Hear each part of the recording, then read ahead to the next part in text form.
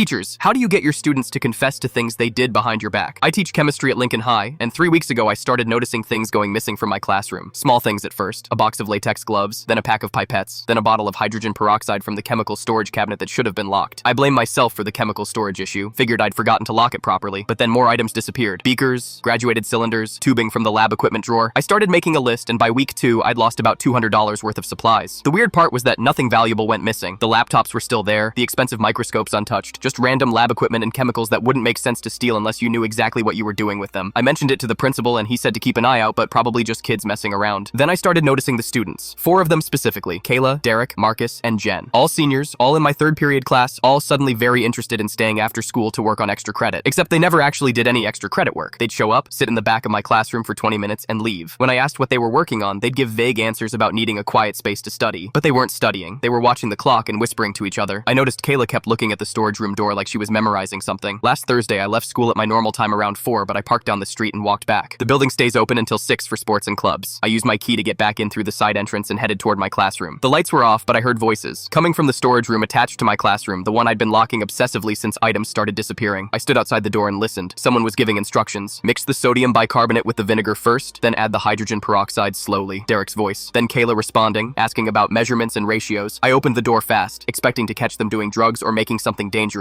But what I saw made me freeze. They had my lab equipment set up on the floor, creating some kind of chemical reaction in a large container. But it wasn't drugs. It wasn't a bomb. They'd built something else entirely. Something that made absolutely no sense for high school students to have in a school storage room. The setup was sophisticated, with multiple stages and careful measurements. Professional level work. They all looked up at me with panic, but not the kind of panic you'd expect from kids caught doing something wrong. They looked scared, actually terrified. Marcus stood up slowly, his hands shaking. "Mr. Patterson, please don't call security. We can explain everything. We're not trying to hurt anyone." I looked at their setup again, trying to understand what I was seeing. The chemicals they'd taken, the equipment they'd stolen, it was all here, being used for something specific. Something they'd clearly researched and planned carefully. Kayla started crying. She said they'd been coming here after hours for 2 weeks, using my storage room because it had everything they needed and no cameras. That they'd been breaking in through a window in the back hallway that didn't lock properly. I asked the obvious question. What are you making? Why do you need all this? Derek exchanged a look with Marcus and something passed between them. Some kind of silent agreement. Then he said words that made my blood run cold. "We're making insulin. Jen's little sister is diabetic and her family can't afford it anymore. They lost their insurance last month. We've been synthesizing it using chemistry we learned from college-level textbooks and YouTube videos. We knew it was illegal. We knew we could get expelled. But Emily is 9 years old, and without insulin, she'll die." I stood there staring at 4 teenagers who'd turned my storage room into an underground pharmaceutical lab because the healthcare system had failed a child. And that's when I realized calling security would mean ending the only chance this little girl had at survival. The rest of the story is on my channel or linked below.